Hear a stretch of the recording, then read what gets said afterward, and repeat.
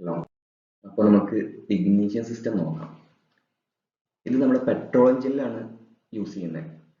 Diesel എഞ്ചിനിൽ high ടെമ്പറേച്ചറും high പ്രഷറും കാരണമാണ് എന്ത് ചെയ്യുന്നത്, നമ്മൾ ഡീസൽ കത്തിപ്പിടിക്കുന്നത്. പക്ഷേ പെട്രോൾ എഞ്ചിനിൽ നമുക്കൊരു സ്പാർക്കിന്റെ സഹായത്തോടു കൂടി മാത്രമേ നമ്മുടെ ആ മിക്സ്ചറിനെ കത്തിക്കാൻ കഴിയുള്ളൂ, അല്ലേ?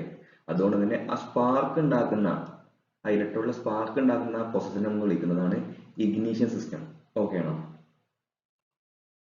ഇനി ഫസ്റ്റ് ഒരുപാട് ടൈപ്പ് ഉണ്ട്. ബാറ്ററി കോയിൽ ഇഗ്നീഷൻ സിസ്റ്റം ഉണ്ട്, മാഗ്നറ്റിക് കോയിൽ ഇഗ്നീഷൻ അല്ലെങ്കിൽ മാഗ്നറ്റോ ഇഗ്നീഷൻ സിസ്റ്റം ഉണ്ട്, ഇലക്ട്രോണിക് ഇഗ്നീഷൻ സിസ്റ്റം അതായത് CDI, capacitor discharge ignition system, distributorless ignition system, അങ്ങനെ ഒരുപാട് സിസ്റ്റം ഉണ്ട്, അല്ലേ?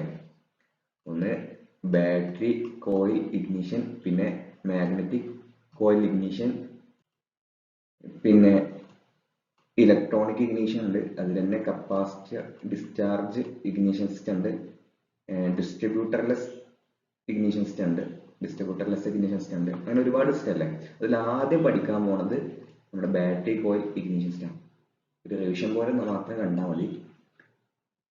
ഇതില് സ്പാർക്ക് ഉണ്ടാക്കാൻ വേണ്ടി നമ്മൾ ഉപയോഗിക്കുന്നു. അതുപോലെ തന്നെ main source of spark generation is the battery. ഈ സ്പാർക്ക് ജനറേഷന് വേണ്ടിയിട്ടുള്ള ഒരു എനർജി സോഴ്സ് ആയിട്ട് നമ്മുടെ ബാറ്ററിയാണ് നമ്മൾ ആശ്രയിക്കുന്നത്. നമ്മൾ ലൈറ്റ് കൊമേഴ്ഷ്യൽ വെഹിക്കിളിലാണ് നമ്മൾ ഈ സംവിധാനം ബാറ്ററി കോയിൽ ഇഗ്നിഷൻ സിസ്റ്റം ഉപയോഗിക്കുന്നത്. കമ്പോണന്റ് ബാറ്ററി ഉണ്ട്, ഇഗ്നിഷൻ സ്വിച്ച് ഉണ്ട്, നമ്മൾ സാധാ വണ്ടിയുടെ കീ സ്വിച്ച്, പിന്നെ ബല്ലാസ്റ്റ് റെസിസ്റ്റർ ഉണ്ട്, ഇഗ്നിഷൻ കോയിൽ. ഈ ഇഗ്നിഷൻ കോയിലിൽ തന്നെ രണ്ട് ടൈപ്പ് കോയിൽ ഉണ്ട്. ഒന്ന് പ്രൈമറി കോയിൽ അല്ലെങ്കിൽ പ്രൈമറി വൈൻഡിങ്, സെക്കൻഡറി വൈൻഡിങ്. ഇനി കോണ്ടാക്ട് ബ്രേക്കർ ഉണ്ട്, കപ്പാസിറ്റർ അല്ലെങ്കിൽ കണ്ടൻസർ ഉണ്ട്, അതുപോലെ തന്നെ ഡിസ്ട്രിബ്യൂട്ടർ ഉണ്ട്, സ്പാർക്ക് പ്ലഗ് ഉണ്ട്.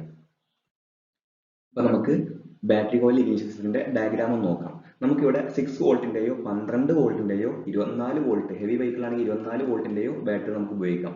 ഇവിടെ ബാറ്ററിയുടെ നെഗറ്റീവ് ടെർമിനൽ നമുക്ക് എന്ത് ചെയ്യാം, സർക്യൂട്ട് കംപ്ലീറ്റ് ചെയ്യാൻ വേണ്ടിയിട്ട് എർത്ത് ചെയ്യാം.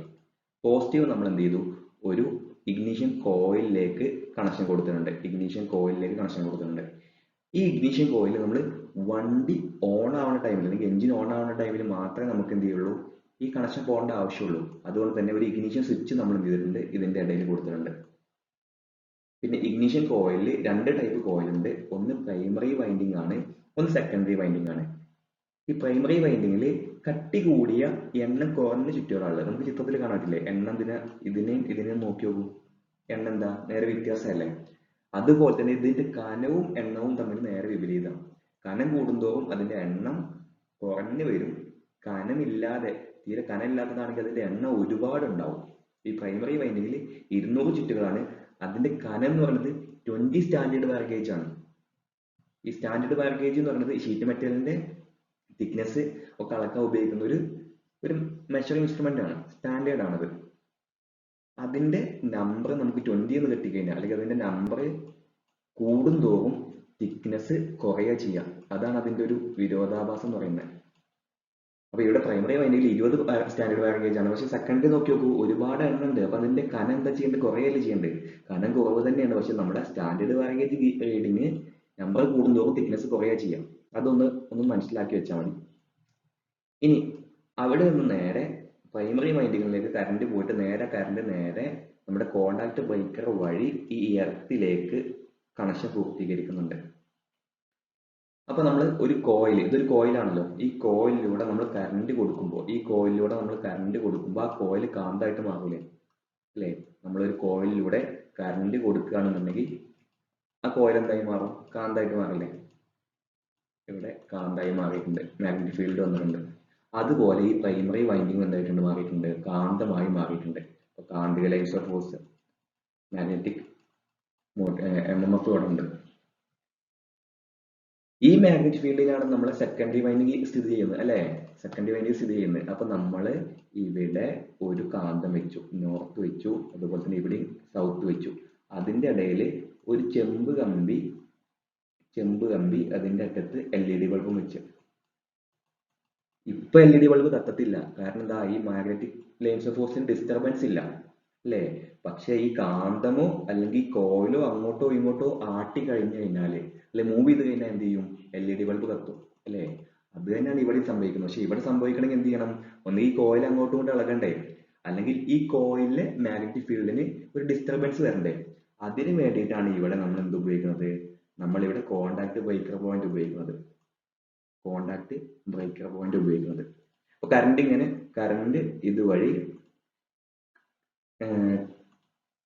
ഇതുവഴി ഒഴുകിക്കൊണ്ടിരിക്കേണ്ട ഇടത്തിലേക്ക്. പക്ഷെ ഈ കോണ്ടാക്ട് ബ്രേക്കർ പോയിന്റ് ഓപ്പൺ ചെയ്യുമ്പോൾ ഇവിടേക്കുള്ള ഒഴുക്ക് നിലനിന്നു. ഇവിടെ പിന്നെ കറണ്ട് ഒഴുകില്ല. കറണ്ട് ഒഴുകാതെ ആവുമ്പോൾ ഇവിടുത്തെ എന്ത് ചെയ്തു? മാഗ്നറ്റിക് ലൈൻസ് ഓഫ് ഫോഴ്സും കട്ടായി. ഇവിടെ കാന്തല്ലാതായി മാറി കോയില്. അപ്പോ ഈ സെക്കൻഡറി കോയിൽ ഒരു ഡിസ്റ്റർബൻസ് ആയി അല്ലേ? അത് നല്ലോണം കാന്തിക ഫീൽഡ് ആയിരുന്നു, പെട്ടെന്ന് ഇല്ലാതായപ്പോൾ അത് ഡിസ്റ്റർബൻസ് ആയില്ലേ? അപ്പൊ ഈ കോയിൽ എന്തുണ്ടാവും? ഒരു ഉയർന്ന വോൾട്ടേജ് ഉണ്ടാവും. ഏകദേശം 20,000-ഓളം വോൾട്ടേജ് ഉണ്ടാവും. ഈ വോൾട്ടേജ് നമ്മൾ നേരെ ഹൈ ടെൻഷൻ കോഡ് വഴി പുറത്തേക്ക് എടുക്കും. ഓക്കെ ആണോ? അപ്പോ പ്രൈമറി വൈൻഡിങ്ങിലെ കറണ്ട് പെട്ടെന്ന് ഓഫ് ആകുമ്പോൾ എങ്ങനെയാണ് ഓഫ് ആവുക? നമ്മുടെ കോണ്ടാക്ട് ബ്രേക്കർ പോയിന്റ് നമ്മൾ ഓപ്പൺ ചെയ്യുമ്പോൾ ഓപ്പൺ ആവുക അല്ലേ? അങ്ങനെ ആ സെക്കൻഡറി വൈൻഡിങ്ങിൽ ആ മാഗ്നറ്റിക് ഫീൽഡിൽ ഡിസ്റ്റർബൻസ് ഉണ്ടാവുമ്പോൾ അവിടെ ഒരു ഉയർന്ന വോൾട്ടേജ് ഉണ്ടാവും. ആ വോൾട്ടേജ് നമ്മൾ ഹൈ ടെൻഷൻ കോഡ് വഴി, കാരണം ഉയർന്ന വോൾട്ടേജ് അല്ലേ, ചെറിയ വയറൊന്നും ഉപയോഗിക്കാൻ പാടില്ലല്ലോ, അപ്പൊ ഹൈ ടെൻഷൻ കോഡ് വഴി നമ്മൾ പുറത്തേക്ക് എടുക്കും. ഈ ഹൈ ടെൻഷൻ കോഡ് നേരെ നമുക്ക് എന്ത് ചെയ്യാം? സ്പാർക്ക് പ്ലഗിലേക്ക് കൊടുക്കാം. സിംഗിൾ സിലിണ്ടർ ആണെങ്കിൽ നമുക്ക് എന്ത് ചെയ്യാം? നേരെ സ്പാർക്ക് പ്ലഗിലേക്ക് കൊടുക്കാം. ഇനി മൾട്ടി സിലിണ്ടർ ആണെങ്കിൽ എപ്പോഴാണ് സ്പാർക്ക് ആവശ്യം വരിക? അത് നമ്മുടെ ആ പവർ സ്ട്രോക്കിൽ മാത്രമല്ലേ വരിക അല്ലേ? എപ്പോഴാണ് സ്പാർക്ക് കൊടുക്കണം അവിടെ ആ ടൈമിൽ മാത്രം നമുക്ക് സ്പാർക്ക് മതി അല്ലേ? എല്ലാ ടൈമിലും നമുക്ക് സ്പാർക്ക് കൊടുക്കേണ്ട ആവശ്യമില്ല. അപ്പൊ മൾട്ടി സിലിണ്ടർ ആണെങ്കിൽ ഫയറിംഗ് ഓർഡർ അനുസരിച്ചിട്ടാണ് നമ്മൾ സ്പാർക്ക് ഡിസ്ട്രിബ്യൂട്ട് ചെയ്യുക. 3 സിലിണ്ടർ ആണെങ്കിൽ 1 3 2 നമുക്ക് കൊടുക്കാം. 4 സിലിണ്ടർ ആണെങ്കിൽ 1 4 3 2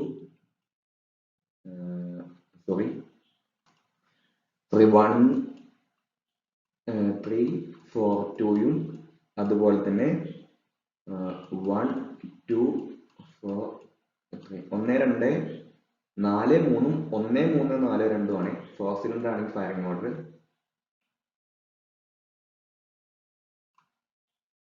ഇതിപ്പോ ഒരു 4 സിലിണ്ടർ എഞ്ചിൻ അല്ലേ? അപ്പൊ അതിൽ ഒന്നെങ്കിൽ 1 3 4 2 അല്ലെങ്കിൽ 1 2 4 3. ആദ്യം ഒന്നാമത്തെ സിലിണ്ടറിലേക്ക് ഫയറിംഗ് ഓർഡർ കൊടുക്കും. പിന്നെ രണ്ടാമത് ഒന്നെങ്കിൽ 3ലേക്കോ അല്ലെങ്കിൽ 2ലേക്കോ കൊടുക്കണം. മൂന്നാമത് 4ലേക്കോ, നാലാമത് ഒന്നെങ്കിൽ 2ലേക്കോ 3ലേക്കോ കൊടുക്കണം. എന്നാലാണ് പവർ ഈക്വൽ ആയിട്ട് ഡിസ്ട്രിബ്യൂട്ട് ചെയ്യാം. നമ്മുടെ ഫ്ലൈ വീലിനൊക്കെ അത്യാവശ്യം നല്ല ബാലൻസിങ് വരിക. ഇനി ഇങ്ങനെ ചെയ്യാൻ വേണ്ടിയിട്ട് നമ്മൾ എന്ത് ചെയ്യുന്നു? ഒരു ഡിസ്ട്രിബ്യൂട്ടർ എന്ന് പറയുന്ന ഒരു സംവിധാനം കൊണ്ടു നിർത്തുന്നുണ്ട്. അത് കറങ്ങിക്കൊണ്ടിരിക്കും അല്ലെ? എഞ്ചിന്റെ സ്പീഡിന്റെ പകുതി സ്പീഡിലാണ് അത് കറങ്ങിക്കൊണ്ടിരിക്കുക. എഞ്ചിന്റെ ക്യാം ഷാഫ്റ്റിൽ നിന്നാണ് ഇതിന് പവർ ലഭിക്കുക.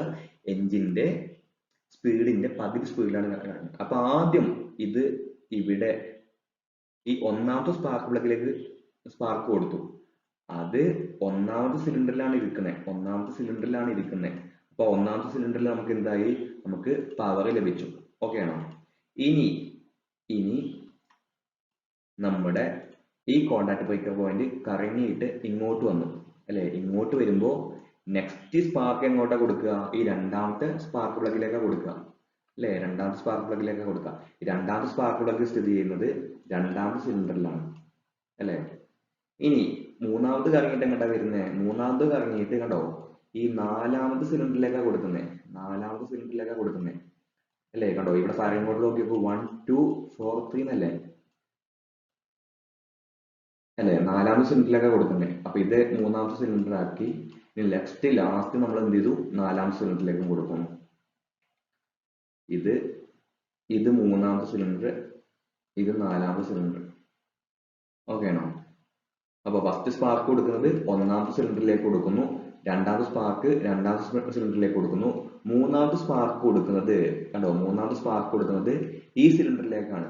എങ്ങോട്ടാ? മൂന്നാമത്തെ സ്പാർക്ക് കൊടുക്കുന്നത് മൂന്നാമത്തെ സിലിണ്ടറിലേക്കാണ്. ഇത് നമ്മൾ മൂന്നാമത്തെ സിലിണ്ടറിലേക്ക് കൊടുക്കുന്നു. ലാസ്റ്റ് നമ്മൾ നാലാമത്തെ സിലിണ്ടറിലേക്ക് കൊടുക്കുന്നു. 1 2 4 3 അതാണ് ഫയറിംഗ് ഓർഡർ അനുസരിച്ച് നമുക്ക് സ്പാർക്ക് ഡിസ്ട്രിബ്യൂട്ട് ചെയ്യാം. അപ്പോ അതാണ് ബാറ്ററി ഇഗ്നിഷൻ സിസ്റ്റത്തിന്റെ വർക്കിംഗ് അല്ലെ? ഇനി ഒന്നാമത്തെ സ്പാർക്ക് നമ്മൾ ഡിസ്ട്രിബ്യൂട്ട് ചെയ്ത് കഴിഞ്ഞാല് ഇവിടുത്തെ വോൾട്ടേജ് കംപ്ലീറ്റ് മിസ്സാവൂലേ? വീണ്ടും ഈ രണ്ടാമത്തെ മൂന്നാമത്തേക്കും കൊടുക്കണം എന്നുണ്ടെങ്കിൽ നമുക്ക് എന്ത് ചെയ്യണം? പുതുതായി വോൾട്ടേജ് ഉണ്ടാക്കണ്ടേ? ആ പുതുതായിട്ട് വോൾട്ടേജ് ഉണ്ടാക്കുന്നത് ആരാണ്? ആരാണ്? നമ്മുടെ ഈ കോണ്ടാക്ട് ബ്രേക്കർ പോയിന്റ് ആണ് അല്ലേ? ഇവിടെ നമ്മൾ കണ്ടോ ഒരു ക്യാം കണ്ടോ? ഇതിങ്ങനെ കറങ്ങിക്കൊണ്ടിരിക്കും അല്ലേ? ഇത് കറങ്ങുമ്പോൾ എന്ത് ചെയ്യും? ഇത് ക്ലോസ് ആവും. ഈ കോണ്ടാക്ട് പോയിന്റ് എന്ത് ചെയ്യും? ക്ലോസ് ആവും, ഓപ്പൺ ആവും, ക്ലോസ് ആവും, ഓപ്പൺ ആവും അല്ലേ? അപ്പൊ തുടർച്ചയായിട്ട് ഉണ്ടായിക്കൊണ്ടിരിക്കും. ഈ സർക്യൂട്ട് ഇങ്ങനെ സൈക്കിൾ ചെയ്തുകൊണ്ടേയിരിക്കും. ഇതാണ് ബാറ്ററി ഇഗ്നിഷൻ കോയിലിന്റെ വർക്കിംഗ്. ഇതിൽ ഇമ്പോർട്ടന്റ് ആയിട്ട് നമ്മൾ നോക്കേണ്ടത് സർക്യൂട്ട് ഒന്നുകൂടി പഠിക്കേണ്ട ആവശ്യമുണ്ട്. ഇതിൽ നമുക്ക് MCQ ആയിട്ട് ഡിസ്ട്രിബ്യൂട്ടർ കോയിൽ അല്ലെങ്കിൽ സെക്കൻഡറി സർക്യൂട്ടിന്റെ ഭാഗം ഏത്, പ്രൈമറി സർക്യൂട്ടിന്റെ ഭാഗം ഏത് നമുക്ക് ചോദിക്കും. ഈ സെക്കൻഡറി സർക്യൂട്ട് എന്ന് പറയുമ്പോൾ ഉയർന്ന വോൾട്ടേജ് ഉണ്ടാകുന്ന സർക്യൂട്ട് അല്ലേ? അപ്പൊ അതിന്റെ ഭാഗങ്ങൾ ഇവിടുന്ന് ഇങ്ങോട്ടാണ്. ബാക്കി പ്രൈമറി സർക്യൂട്ട് എന്താ? സ്പാർക്ക് ഉണ്ടാക്കുന്ന സർക്യൂട്ട് അല്ലേ? സ്പാർക്ക് ഉണ്ടാക്കുന്ന സർക്യൂട്ട് എന്ന് പറയുമ്പോൾ ഇതാണ്. ഇത് ഒരു MCQ ആയിട്ട് ഒരുപാട് ക്വസ്റ്റ്യനിൽ കണ്ടിട്ടുണ്ട്. പിന്നെ കണ്ടിട്ടുള്ളത് ഈ കപ്പാസിറ്റർ, ഈ കണ്ടൻസറിന്റെ ഉപയോഗം എന്താണ്, ഈ കണ്ടൻസറും കപ്പാസിറ്ററും എന്തിനാണ് ഉപയോഗിക്കുന്നത്, അതുപോലെ തന്നെ ഇത് പാരലൽ ആയിട്ടോ സീരീസ് ആയിട്ടോ കണക്ട് ചെയ്തിരുന്നത്, അങ്ങനെയൊക്കെ ചോദ്യം വന്നിട്ടുണ്ട്. ഓക്കെ ആണോ? Next battery coil ignition system നമ്മൾ പറഞ്ഞൊക്കെ തന്നെയാണ്.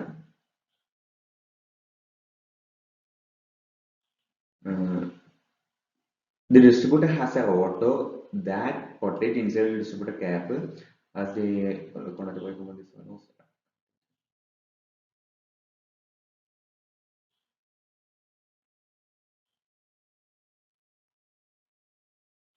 അത് നമ്മൾ പറഞ്ഞതൊക്കെ തന്നെയാണ്. ജസ്റ്റ് ഒന്ന് വായിച്ചു നോക്കുക. ഇനി നെക്സ്റ്റ് വരുന്നത് മാഗ്നെറ്റോ ഇഗ്നിഷൻ സിസ്റ്റം. നമ്മൾ ബാറ്ററി കോയിൽ ഇഗ്നിഷൻ സിസ്റ്റം പഠിച്ചു കഴിഞ്ഞാൽ നമുക്ക് ഈ മാഗ്നെറ്റോ എല്ലാം സിമ്പിൾ ആണ്. ഇവിടെ എന്തേ വ്യത്യാസമുള്ളൂ? നമ്മുടെ ബാറ്ററിക്ക് പകരം നമ്മൾ ഒരു ഫ്ലൈ വീൽ മാഗ്നെറ്റോ മാത്രമാണ് ഉപയോഗിക്കുന്ന ഒരു വ്യത്യാസം മാത്രമേ ഉള്ളൂ. കണ്ടില്ലേ? ഡിസ്ട്രിബ്യൂട്ടർ എല്ലാം അവിടെ ഉണ്ട്. ഈ കോയിൽ കണ്ടോ? ഈ കോയിൽ രണ്ട് കോയിൽ ഉണ്ട് കേട്ടോ. ഈ കോയിലിൽ രണ്ട് കോയിൽ ഉണ്ട് അല്ലെ? പ്രൈമറി വൈൻഡിങ് ഉണ്ട്, സെക്കൻഡറി വൈൻഡിങ് ഉണ്ട് ഇല്ലേ? ഈ പ്രൈമറി വൈൻഡിങ് സെക്കൻഡറി വൈൻഡിങ് ഉണ്ട്. ഈ കോണ്ടാക്ട് ബ്രേക്കറും ക്യാമും കണ്ടോ നിങ്ങൾ? ഈ കോണ്ടാക്ട് ബ്രേക്കർ ഓപ്പൺ ആവുന്നതും കണ്ടോ? പിന്നെ കപ്പാസിറ്റർ എല്ലാം കണ്ടില്ലേ? നമുക്ക് എന്ത് ചെയ്യാം?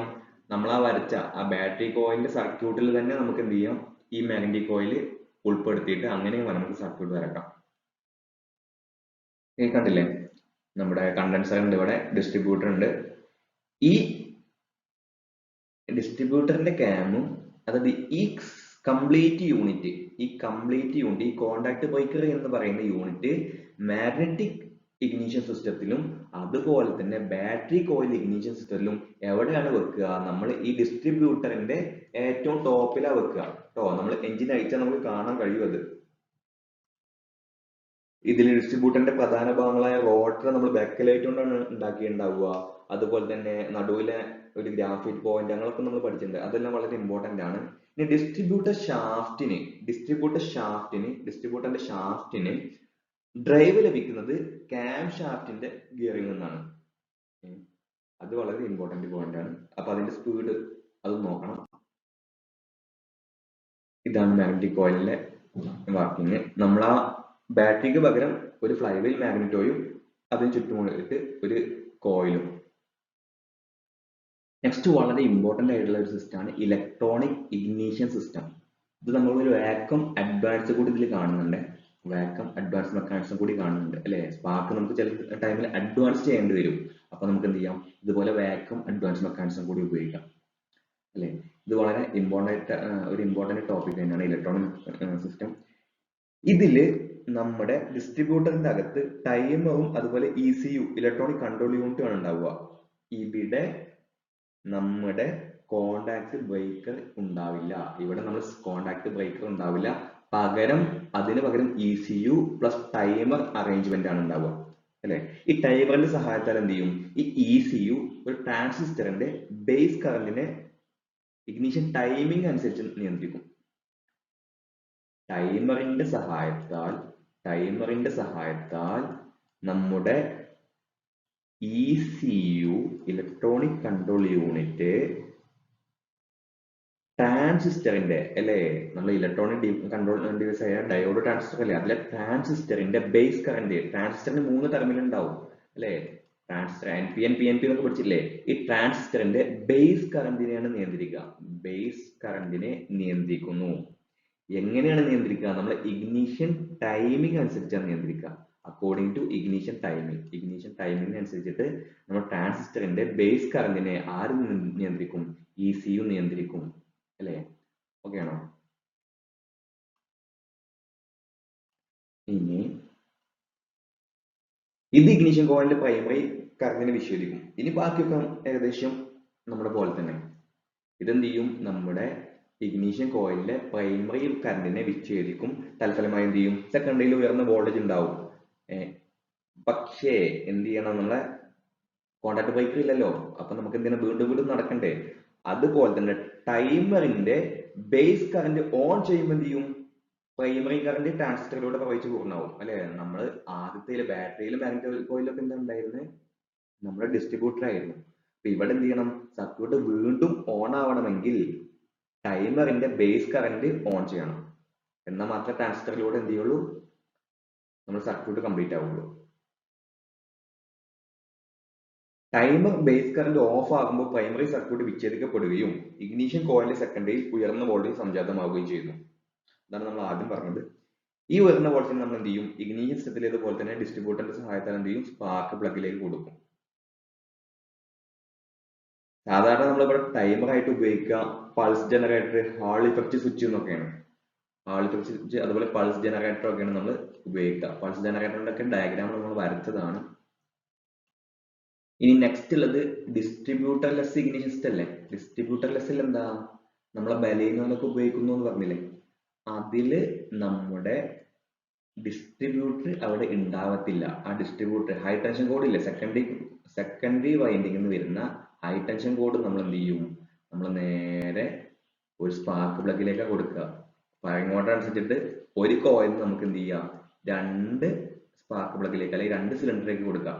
അപ്പോ ബലേനോ ഒരു 4 സിലിണ്ടർ വണ്ടിയാണെന്ന് എഴുതിക്കോ, അല്ലെങ്കിൽ 4 സിലിണ്ടർ വണ്ടിയാണ് നമ്മൾ ഉപയോഗിക്കുന്നത് എന്നുണ്ടെങ്കിൽ അതിൽ 2 ഇഗ്നീഷൻ കോയിൽ വേണം. 2 ഇഗ്നീഷൻ കോയിൽ വേണം. ഡിസ്ട്രിബ്യൂട്ടർലെസ് ഇഗ്നീഷൻ സിസ്റ്റം എന്ന് പറഞ്ഞു കഴിഞ്ഞാല് പേര് സൂചിപ്പിക്കുന്ന പോലെ തന്നെ അതിൽ ഉണ്ടാവില്ല, ഡിസ്ട്രിബ്യൂട്ടർ ഉണ്ടാവത്തില്ല. അതിന് പകരം അത്രയും എത്ര സിലിണ്ടർ ആണോ, 4 സിലിണ്ടർ ആണെങ്കിൽ ഡിവൈഡ് ബൈ 2 ചെയ്ത് കഴിഞ്ഞാൽ എത്ര നമ്പർ ആണോ കിട്ടുന്നത് അത്രയും എണ്ണം ഇഗ്നീഷൻ കോയിൽ വേണം. ആ ഇഗ്നീഷൻ കോയിലിന് ഓരോ കോയിലിനും നമ്മൾ 2 സ്പാർക്ക് പ്ലഗിലേക്ക് നമ്മൾ എന്ത് ചെയ്യും? കണക്ഷൻ കൊടുക്കും. ഓക്കെ ആണോ? പിന്നെ നമ്മൾ പഠിച്ചത് വാക്വം അഡ്വാൻസ് മെക്കാനിസം ഒക്കെ പഠിച്ചിട്ടുണ്ട്. അത് വളരെ ഇമ്പോർട്ടന്റ് ആണ്. നമ്മുടെ സ്പാർക്ക് അഡ്വാൻസ് ചെയ്യേണ്ട സന്ദർഭങ്ങൾ വരും. അതിനുവേണ്ടി നമുക്ക് വാക്വം അഡ്വാൻസ് മെക്കാനിസം ഉപയോഗിക്കാം.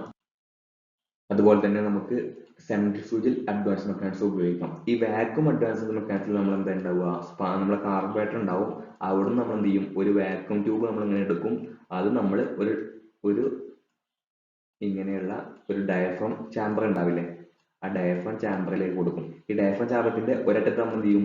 സ്പ്രിങ് കൊടുക്കും. ഇവിടെ സ്പ്രിങ് കൊടുക്കും. പിന്നെ ഒരു ചെറിയൊരു ഹോൾ ഇട്ട് ഇത് അറ്റ്മോസ്ഫറിക് പ്രഷറിലേക്ക് ആക്കാൻ വേണ്ടിയിട്ട് അത് കൊടുക്കും. എന്നിട്ട് ഇവിടെ നിന്ന് ഈ ഡയഫ്രത്തിൽ നിന്ന് നമ്മൾ എന്ത് ചെയ്യും?